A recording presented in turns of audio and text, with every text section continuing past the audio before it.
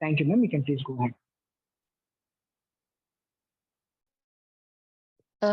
This topic is a very important topic, especially because there's a lot of gray zones in between neurology and psychiatry, and especially when there is a treatable disorder, it becomes imperative for us to recognize those treatable disorders among the different red flags which will be there. So it depends whether the patient goes to the neurologist or the psychiatrist or to a physician, where as to how it will get diagnosed.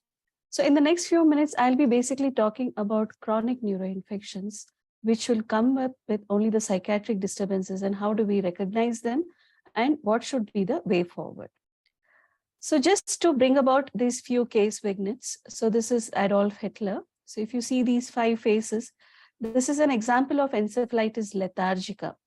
So we all very well know the encephalitis lethargica as to how the influenza illness, just like how we have COVID now, we had COVID recently, just like that when the influenza outbreak was there, though people recovered from the influenza, eventually people started having a lot of behavioral changes, psychiatric disturbances, movement disorders, Parkinsonism. So that is the time when this encephalitis lethargica came forward. So you can imagine how a viral illness, which can just come initially, can cause a diffuse brain involvement and cause a lot of neuropsychiatric disturbances. And inspired by this is the, you can see this picture, which is of from inspired by encephalitis lethargica. It was Oliver Sacks, who brought about a book as well as a film, Awakenings, to bring about the phenomenon of encephalitis lethargica. So if you see the lower picture, this is actually Phineas Gage, who was the worker, and he was supposed to be a very good man who was very well accomplished, who was very good. Many people used to like him.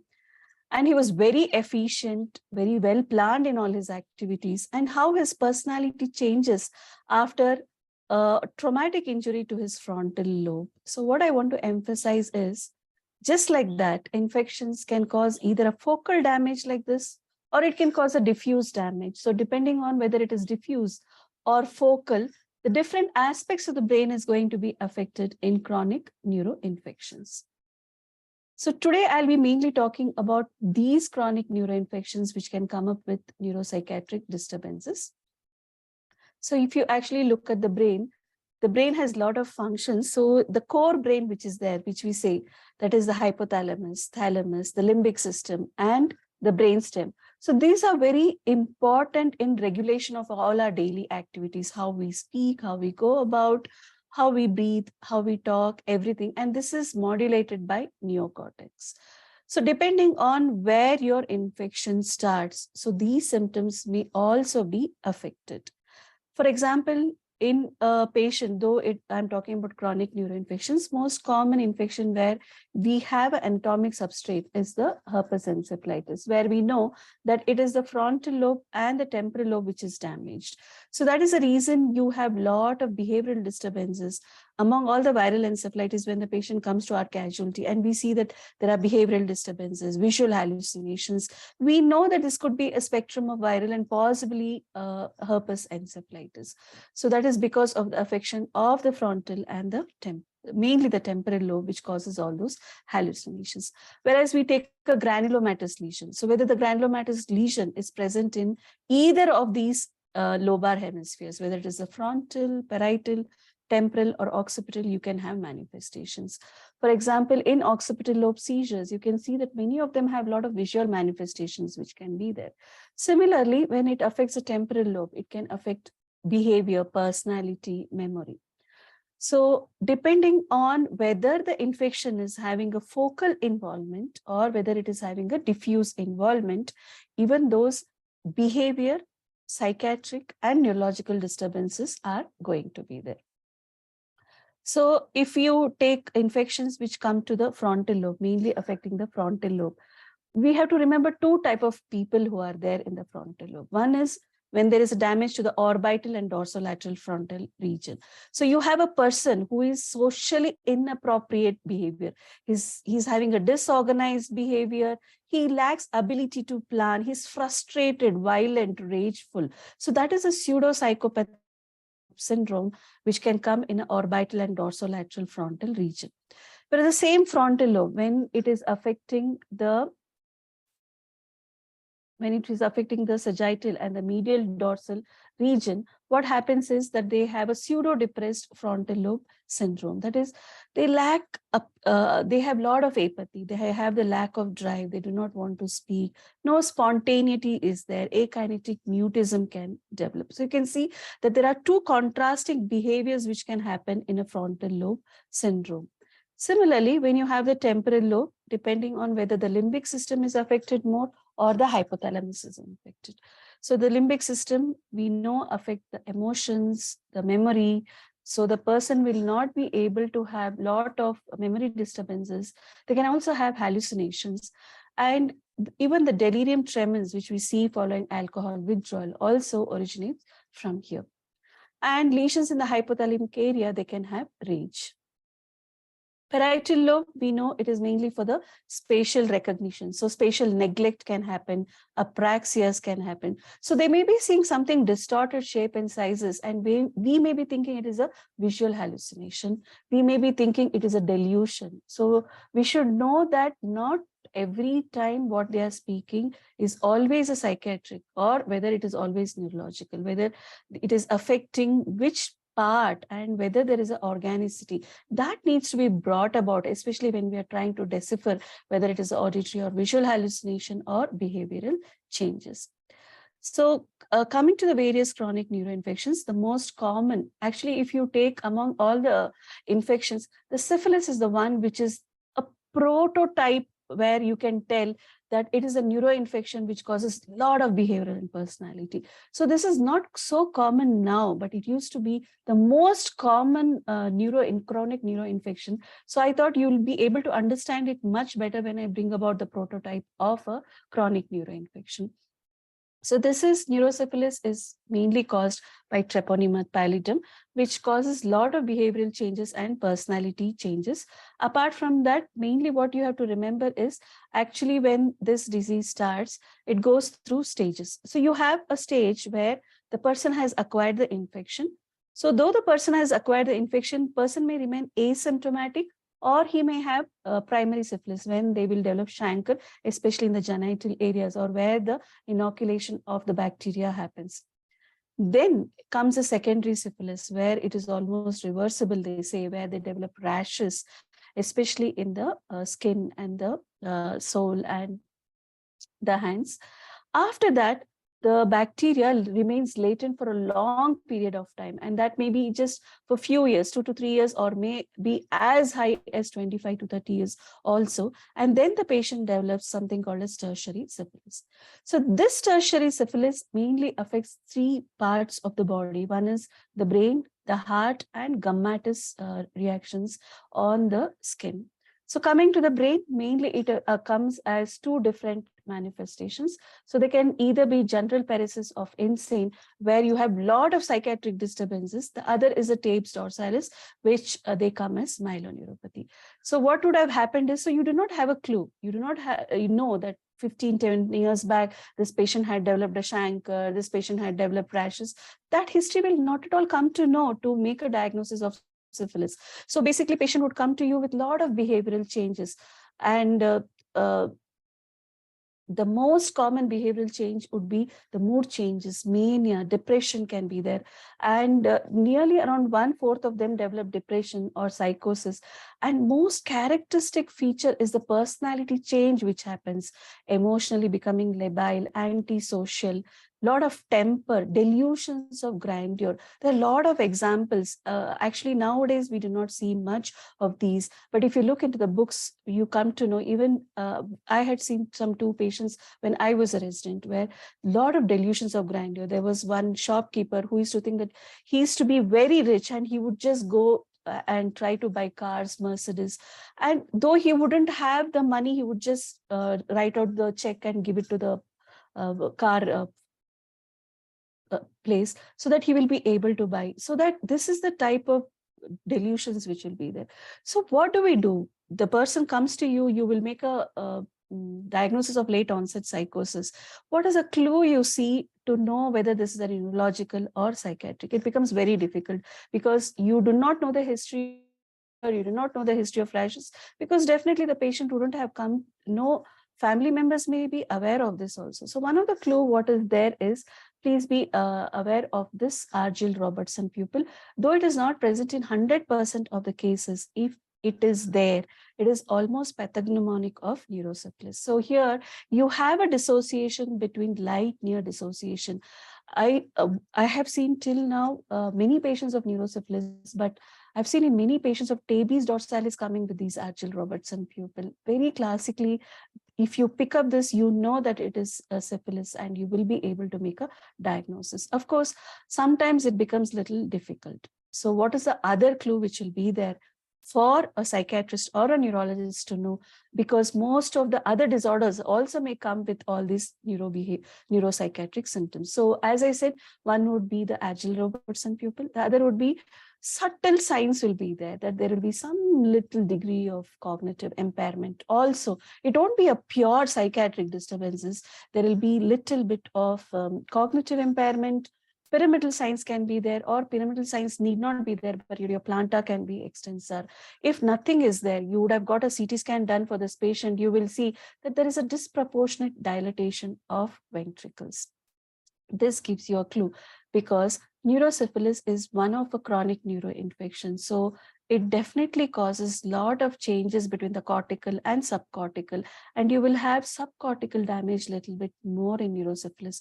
You may have changes in the temporal lobe, or you may have changes like as if there is a mild hydrocephalus. So these are few clues which can be there, where it tells that you may have to look for organicity. So when you suspect, you do the investigation. The investigation, apart from imaging, is going to be the CSF. So I'll just show a patient which we had of. So basically, this was a man who was retroviral. He had come to us with this hemibalismus. So you can see here, he's just having hemibalism and hemichorea of the right side of the body. And during that time, when we did the MRI, you can see that he has changes in the bilateral thalamus. So this was suspected, he was retroviral with toxoplasmosis. But he also was found to have VDRL reactivity. So when actually this patient came to us, we got the history that he had just these few behavioral changes in the last 2 weeks, along with this abnormal involuntary movements in the last 2 weeks. But when we came to know about the VDRL and we were gone back, we came to know that there was a lot of personality changes which had started almost 1 year into the illness. So that personality changes, during which they thought that he had actually had a loss in his business, and that was attributed, this personality changes was attributed to his business loss. So you can see that you can have a mixed infection. So remember that it is not that most of these sexually transmitted diseases can coexist, because they will have a decreased immunity. But neurosyphilis is a prototype in causing neuropsychiatric evaluation. So once you have suspected neurosyphilis, you have done your imaging, your CSF will show lymphocytic pleocytosis. When I say lymphocytic pleocytosis, I mean that the WBC count will be more than 3 to 5, which is normal. So you may just have 10, or you may just have 12, 15, but definitely that will be there, and proteins are usually normal. So I have suspected neurosyphilis, the lymphocytic pleocytosis is there, and then we have done the CSF VDRL. CSF VDRL comes negative. So does it mean that neurosyphilis is not there? No. You test for serum VDRL, serum TPHA, it will definitely be positive if it is a case of neurosyphilis. So remember, if your clinical MRI, CSF definitely will show lymphocytic pleocytosis. And if your VDRL is positive in your CSF, then it is a definite neurosyphilis. But sometimes, especially when it is chronic, your CSF may not show VDRL positivity, and it will be only the serum which will show the positivity, but CSF will still show lymphocytic pleocytosis. So this is a very important thing which we should remember, because many times when CSF VDRL is negative, people do not diagnose it as neurosyphilis and do not start on the treatment. And now, of course, we have very less patients who come with neurosyphilis, but still many people come. And remember, the treatment for neurosyphilis is penicillin. It is penicillin. Many people think it is outdated, but neurosyphilis is one of the conditions where you require penicillin. Yes, penicillin is difficult to get because it is not easily available, but still, if you want almost 70–80% recovery in your patient, it is penicillin which is going to do the job. If you read the textbooks, you also come to know that when you do not get penicillin, you may give ceftriaxone.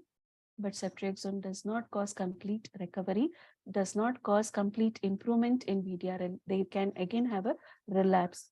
So these are the few things which I want to stress upon. So remember, neurosyphilis is one of the prototype in a neuroinfection where you have a chronic neuroinfection. So you will not get the history of the primary, secondary syphilis in this. So it will just be few clues of mild cognitive impairment, little bit of pyramidal signs, and CT showing mild hydrocephalus. Definitely CSF showing lymphocytic pleocytosis is always, please do not mistake that above 5, maybe just 5 to 10. Don't think that it is because traumatic or because it is just a minimal elevation. No, that minimal elevation also is a clue that there is something wrong in the CSF and brain. And penicillin is always the drug of choice, though we do not try to give penicillin and give HIV. So I hope you people understand the importance of penicillin.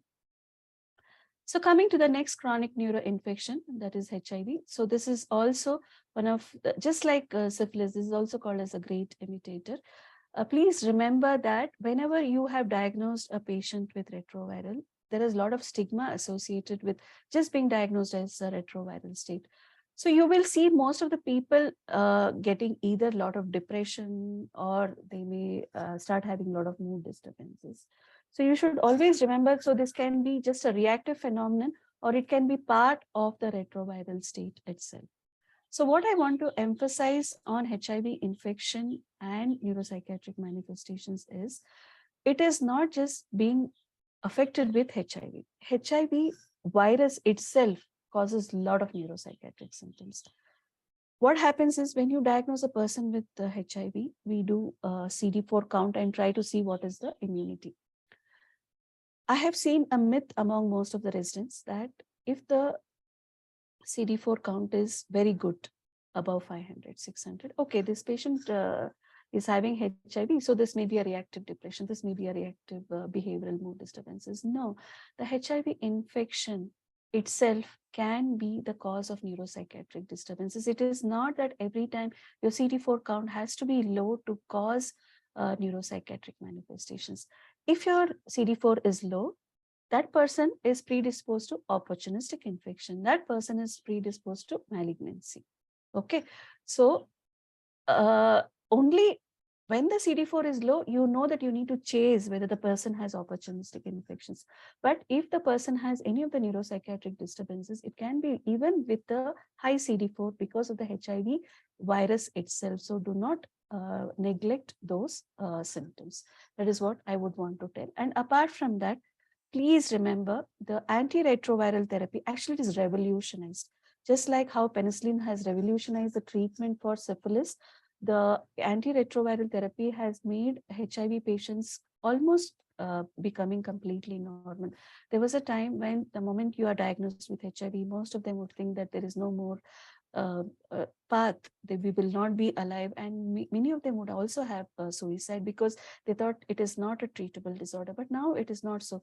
With a highly effective antiretroviral therapy which is there, most of the HIV infection, they can have a better life, and we are seeing that many of the opportunistic infections do not come.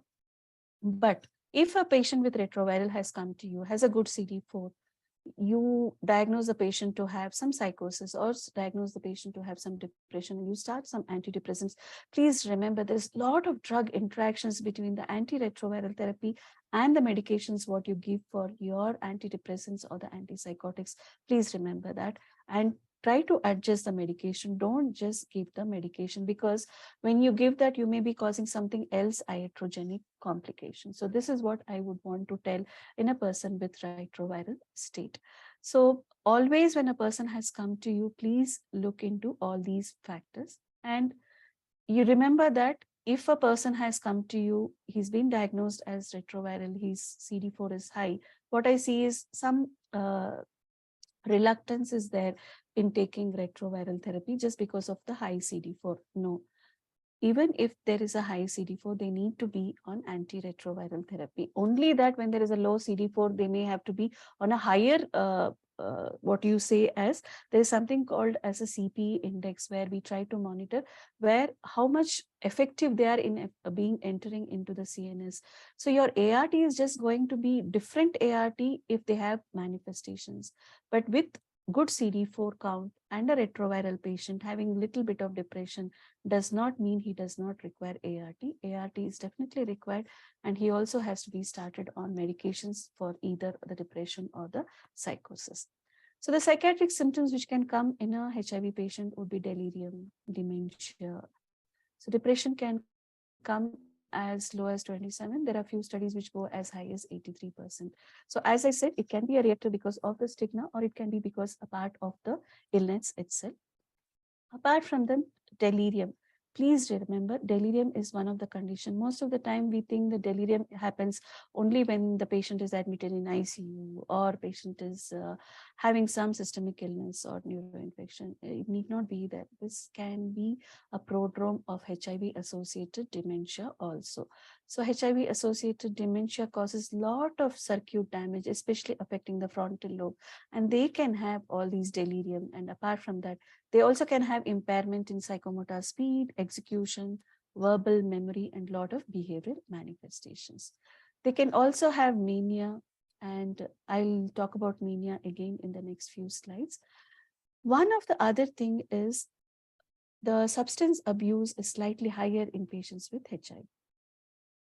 So the substance abuse which is there can worsen the HIV status if they are not taking medication, as well as it can also worsen their immunity uh, uh, being adherent or compliant with medication. So when you have a person with HIV, please go into the history of substance abuse. The substance abuse and the withdrawal may also be causing a lot of manifestations, where if you do not get the history, you may be thinking the substance abuse withdrawal you may be taking as a delirium, or because of withdrawal psychosis or depression. So remember these things to be elicited in the history. So coming to the depression, as I said, it could be reactive, or one thing what I want to stress about depression is, like, for example, if you look into the symptoms of HIV, the initial symptoms are symptoms of fatigue, not feeling good, decreased appetite, not having good sleep. Fatigue, decreased appetite, not having good sleep, not eating properly, not being interested. These few features are not just in depression, it is also in HIV. It is also in patients when they're about to develop opportunistic infection. So remember these things which will be there. So whenever you have a person with retroviral state, please look into it. You do not think that it is only part of the depression. It may be also part of the opportunistic infection. Or the other thing is, these HIV patients are prone for testosterone deficiency, which again causes fatigue, decreased appetite, sleep disturbances.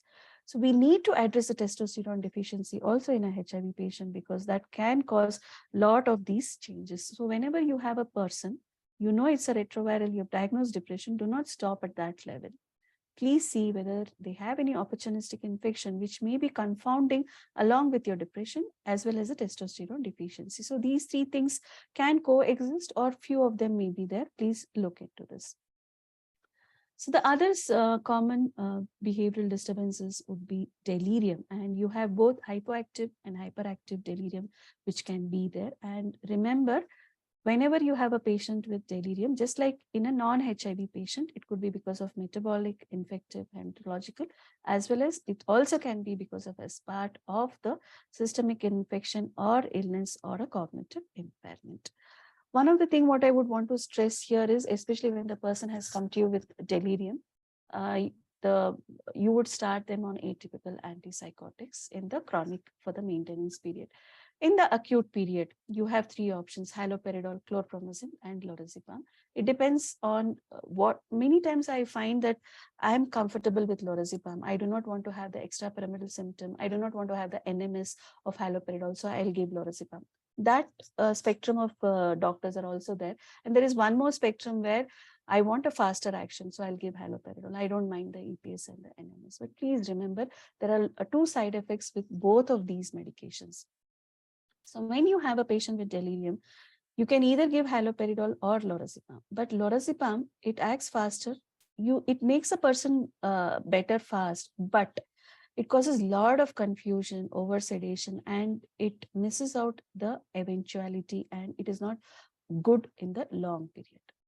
Haloperidol, it is very good when it is given in the acute period, but please watch out for the extrapyramidal symptoms, EPS, as well as the neuromalignant syndrome, which can happen. So with both of these, you'll have to be careful as to what you give. So you may have to titrate these medications and give. So I've given the dosages which and all can be given for these patients, but I'm just trying to tell few red flags which can be there in these patients of delirium. So mania is completely a little different from other behavioral disturbances which I listed out. What I want to tell here is, you can have depression even with high CD4, even with low CD4. Delirium, even with high CD4, low CD4. But mania, it almost goes along with your HIV status. What I mean by HIV status is, your HIV is not controlled. Your mania also will not be controlled. You may be giving a lot of medications. Like, for example, for the management of mania, the medications which are advised is lithium valproate, carbamazepine, lamotrigine, all of them can be given. You're seeing that you have developed, you have a patient with mania, but the patient is not responding to any of these medications. That may be because the patient is not on antiretroviral therapy. Please remember that this is one of the neuropsychiatric symptoms where controlling the HIV with antiretroviral therapy is as paramount important as controlling mania with the medication. So this is one of the psychiatric disturbances which has a correlation with uncontrolled HIV. So that has to be controlled. The other manifestations could be psychosis, which could be either, again, associated with a lot of hallucinations, or it could be as part of the intoxication, substance abuse, or because of neuropsychiatric disturbances. Again, atypical antipsychotics help in these patients with psychosis. So I'll just show a few patients of... So this is a patient. Actually, she came with a lot of over talkativeness to our casualty. But if you see here, you can see that there is a lot of coriform movements, especially of the right side of the body. So this was actually thought of as psychosis, and she was being treated with antipsychotics outside. But when she came to our casualty, we saw this chorea which was there, and she was eventually diagnosed to have retroviral with chorea, and she also had HIV encephalopathy.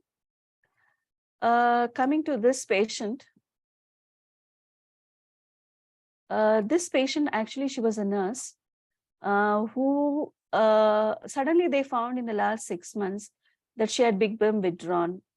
She was not talking to other people, and she would be just lying down. So with that, she had come to our casualty. So you can see here, she's just having these crying episodes. She's not trying to interact with others. But when you see, she has this right-sided paucity, and there is mild coriform movements of the right upper limb.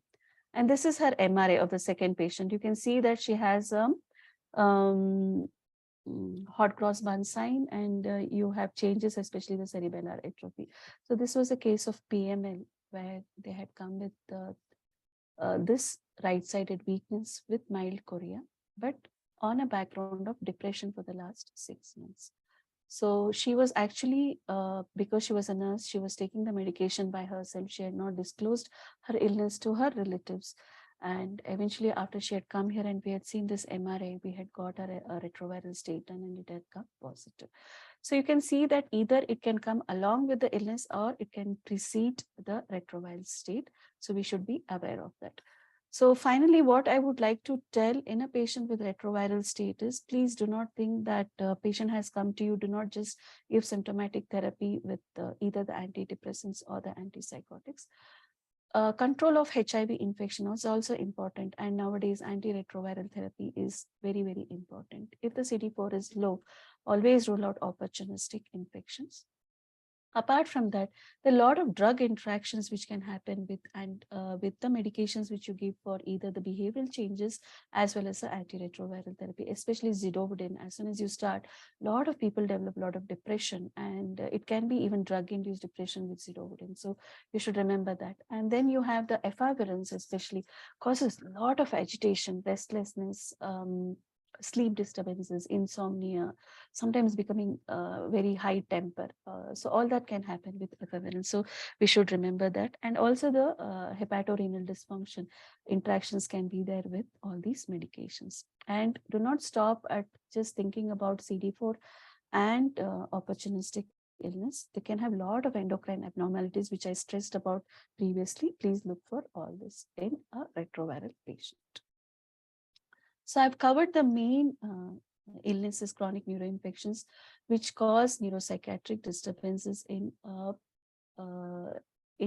patient where you can have a lot of psychiatric disturbances. From now, I'm just going to go through very fast about the other chronic neuroinfections which can have neuropsychiatric disturbances.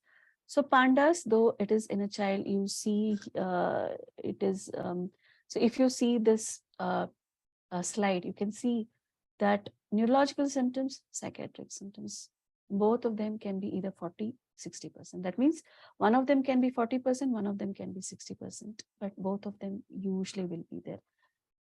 But which comes first, we will not be able to know. If the tics comes first, it is more easier to diagnose pandas. But imagine a child comes to you with a lot of suddenly having hyperactivity, a lot of behavioral changes.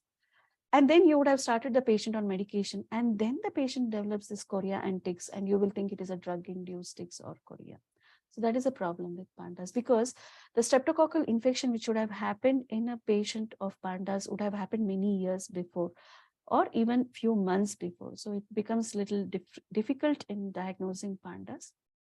But what I would tell is, if you have a combination of this, especially if you have urinary dysfunction, definitely yes, you need to investigate these patients with ASO titer, which will show that high ASO titer is there. And then you start the patient on prophylaxis, especially for penicillin, as well as a symptomatic treatment for the chorea and tics, as well as for the behavioral changes. But if it is not controlled with these symptomatic therapy, they may also respond to immunotherapy. So this is one of the conditions where we may have to give steroids and immunoglobulins. So that is pandas, which can happen because of a streptococcal infection in the past.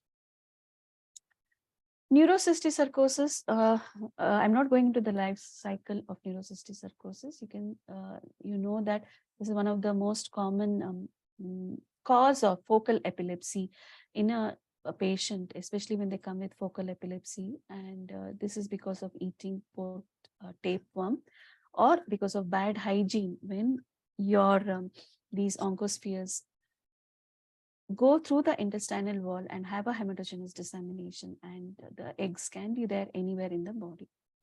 So what I want to tell is neurocysticercosis, when it happens, you know that it is one of the most common cause of focal epilepsy, the focal epilepsy with or without generalization. Only psychiatric manifestation which can happen with this focal epilepsy would be when you are misdiagnosing the complex partial seizures. But the disseminated cysticercosis, that is, if you have a MRI like this is called as the starry sky pattern. So you can see the brain is studded with NCC, and this is slightly common in India. So these are the patients who come with neuropsychiatric disturbances. So they can come either with psychosis or schizophrenia.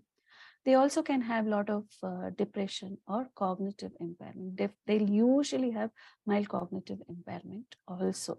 So one of the clues is, when the patient has come to you with all these behavioral changes, always look for associated cognitive impairment, which says that there may be some organicity. So the disseminated cysticercosis is one of the classical feature of neurocysticercosis, where you can have the psychiatric manifestations. And remember, this is again treatable disorder. So apart from treating your psychiatric disturbances with medications, patient will require anti-seizure medication as well as antiparasitic therapy, which can be given. Now coming to the tubercular meningitis, most of you know that tubercular meningitis, it is very classical: headache, fever, vomiting, seizures, or weakness, which can be there, and they go through these 3 stages. But there are few patients who can come with depression, confusion, and behavioral changes, which can be there even in the case of tubercular meningitis. And imaging gives you a clue as to whether it is a diffuse meningeal involvement or a focal granulomatous lesion. And CSF shows pleocytosis with X-ray. And these patients need to be started on ATT with steroids, especially if they are not in grade 1. So what I would want to emphasize here is, in TBM, usually we see very less in the acute phase when they are diagnosed, when they are not yet diagnosed as TBM. But you would have started the patient on ATT. After that, you may get even the psychiatric disturbances in the form of psychosis, or in the form of mania, and in the form of sometimes even having a lot of hallucinations. And that could be either because of INH or your dexamethasone. That is very common.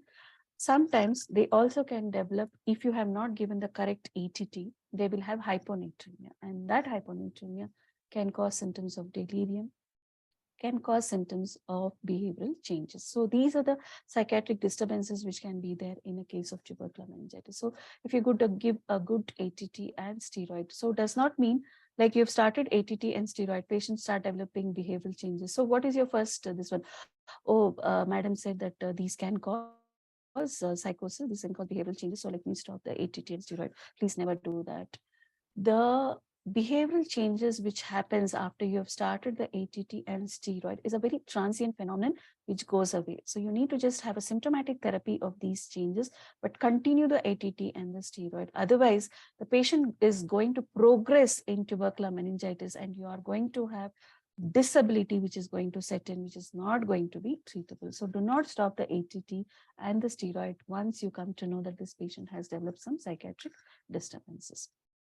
So coming to the next disorder, CJD. So this is called as a transmissible spongiform encephalopathy, and this is one of the most common causes of rapidly progressive dementia.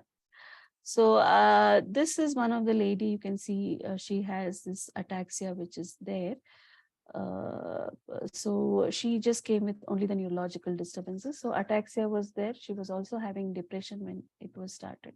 So relatives actually thought that of course, ataxia, we could make out the ataxia, but when we asked the patient party, they thought that because she was on sedative. See, there is a myth that most of these antidepressants cause a lot of sleep disturbances, and they think that this is a sleep-inducing drug. ನಿದ್ದೆ ಕೊಡೋ ಮಾತ್ರೆ ಕೊಟ್ಟಿದ್ದಾರೆ doctor, ಅದಕ್ಕೆ ಇವರು ಸರಿಯಾಗಿ ನಡೀತಾ ಇಲ್ಲ. So this is one of the common thing which most of the patients come to us with. So this was a patient of CJD who came with ataxia and depression. So you can see here, her MRI is showing these cortical ribboning and periodic complexes which are there. This is another patient. So she had lost her husband, and after losing her husband, after 2 to 3 months, you can see her, she had become like this. So she was just not interacting with others. So she would always be lying down. She would be sleeping excessively. So there was no other neurologic clue at all in this patient. So she was just, she had come to our casualty again with these behavioral changes following her husband's death. But you can see here, her MRI shows changes in the basal ganglia and the cortical ribboning suggestive of CJD. So because this is a rapidly progressive encephalopathy, and the ataxia and other neurological signs may not come faster into the illness, and you may mistake this to be a late onset depression or psychosis. So CJD, though 100% of them will have cognitive impairment, they can present nearly 1/4 of them with psychiatric disturbances. Please remember this. Though we may not have a treatment for CJD, it is important to recognize because of the prognostication. So coming to the next SSP, this is the late complications of measles virus. So basically what happens is the patient would have developed measles in the past, or may not have got vaccinated, and then the patient develops SSP. So this child in the stage 1 is the time when they may come to either the psychiatrist or the neurologist. So it's a time when they come to have the behavioral changes and decline in scholastic performance. So actually so history, what you get is that the parents have been called by the teachers to the school that this boy is not like before. He has started fighting with his classmates. He is not studying like before. So that is the first problem which you come to know. And sometimes this may be mistaken as an introvertism because of the child, or if the child had not scored well in the class because of the decline in scholastic performance, this may have been attributed because of the low class scores, or sometimes even because of bullying which can happen. So this is one of the things which can come. So if you actually look carefully into the child when they come to you with this stage 1, even that time there will be these myoclonus. So you can see here, this is the slow myoclonus which can be there. Sometimes it will be very subtle that you may see it just as an eye blink which can be there. When it is very gross like this, it is easier to diagnose, but this is one of the things which can be there. MRI may be normal or show some white matter changes, and EG always shows, most of the time, sorry, not always, shows high amplitude periodic discharges. So this is the case of SSP.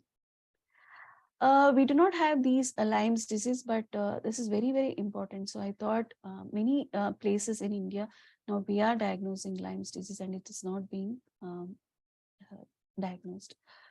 So this is also one of the illness where the person can have these erythema migrans. And then the symptoms, what happens is usually the systemic illness which will be there. Just like what I told with HIV, they can have just fever, decreased appetite, fatigue, which can be there. And then the neuropsychiatric disturbances also can come forth before the patient develops the meningitis or the radiculopathy, which can be there. So this is also one of the causes of neuroborreliosis, is also one of the causes, because this is definitely treatable. Many of you are aware of Florence Nightingale as to how good she did, and she's been a role model for most of the nurses. But it's a very sad story about her. What I would want to emphasize is she actually took care of most of the war people when she was there, and she was felicitated because she took care of those in the war. And after the war ended, what they found is when she started working in the hospital, they found that she had become thin. This was the initial photo of Florence Nightingale. She had become thin. Her personality had changed. She had become, she wouldn't take, she would be a perfectionist. She wouldn't take any person doing any mistake in the hospital, and she would fight. So they started noticing that these little bit of behavioral changes were there in Florence Nightingale, and they tried to investigate. Nothing was there. So it is very sad that she was diagnosed as neuroasthenia. Neuroasthenia means now whatever we diagnose as fibromyalgia or a functional disorder. So she was diagnosed, not find any cause, and the doctor told her that you should not be working. This is a post-traumatic stress disorder after you have managed so many people in the war. So you have become a little bit of like a post-traumatic stress disorder. You should rest. So she started resting. So you can see here Florence Nightingale, who has become fat because of nursing. So what I want to tell is, apart from these symptoms of behavioral changes, what symptom was neglected by the initial few clinicians was that she had a lot of fatigue. Her appetite had come down. That was the reason she was thin-built. There was decreased weight loss. And then eventually she started having even the cognitive impairment. And that was the time when she was tested and she was found to have neuroprocellosis. So that time this was called as a Malta fever or Mediterranean fever. So if you actually look, it feels very bad that a person who has been revered so much also went through all this because it was not diagnosed. So neuroprocellosis is one of the conditions which can come with a lot of depression and psychiatric disturbances. And again, the systemic features are the clue which will tell you that you need to see whether it could be infection. So basically, I have covered most of the things. I'm not going into the other things. So what I want to tell is, one, rabies is one of the things. You know that rabies can come as encephalitic form, but even before you see the aerophobia or hydrophobia, most of the time they'll have a lot of behavioral changes. They'll be very restless. They'll not be sitting in one place, and they may be misdiagnosed as psychosis. Neurosarcoidosis, just like brucella and TB, especially if they've affected the hypothalamic, they can have a lot of decreased appetite, fatigue, hypersomnolence, which may be mistaken as depression. Chronic HSV, again, is one of another condition where they can have neuropsychiatric disturbances. I'm not gone into encephalitis lethargica, but we should remember, because we've had recently COVID, we do not know what implications are going to be there eventually with COVID. I did not bring COVID in today's class because neuropsychiatric disturbances comes in the acute stage and eventually spills onto the chronic with mental fogging in COVID. And that itself is a big thing to be spoken about, so I've not covered. So what I would want to emphasize finally is, it is very important for us to recognize these few subtle clinical features which are there whenever we see a person with only a pure psychiatric disturbances. And another clue is, you would have started the patient on either a psychotic therapy or antidepressants. If they are not responding, try to get few of the investigations, especially if they are infective. You may find a little bit of derangement in either the liver or renal enzymes, or in your total count and ESR, or even if you have done a CT brain. I've seen, I did not put up that case report which we have reported, where the patient went as psychosis for many years, and it was the CT brain showing that little hydrocephalus where we diagnosed neurosyphilis. So understanding that a lot of things can coexist is very important, and diagnosing these are important because these are treatable disorder. Thank you.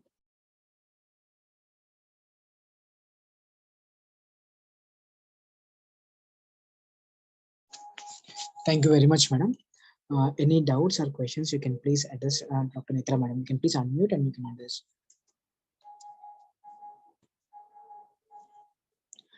Any comments or suggestions from the senior faculty? Tally sir, Vengama madam.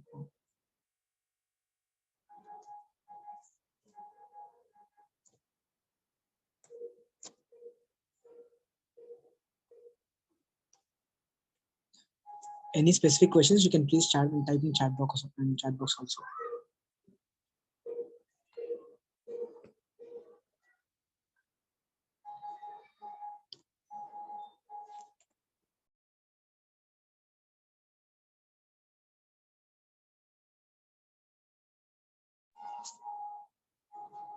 I will just wait for 1 more minute, madam.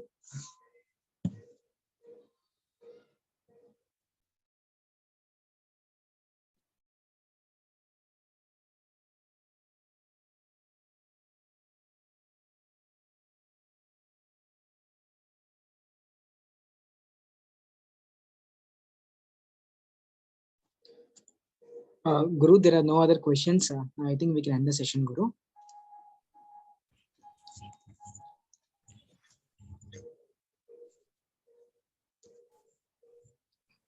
Yes, madam. The timings will be the same, 3 to 4 p.m. Thank you very much, madam. I think there are no specific questions or doubts. Thank you very much for your continued interest in this program, madam. Thank you one and all for joining the session. Madam, we'll end the session, madam. Yeah, thank you. Thanks, everyone. Thank you very much, madam. Thank you. Thank you all.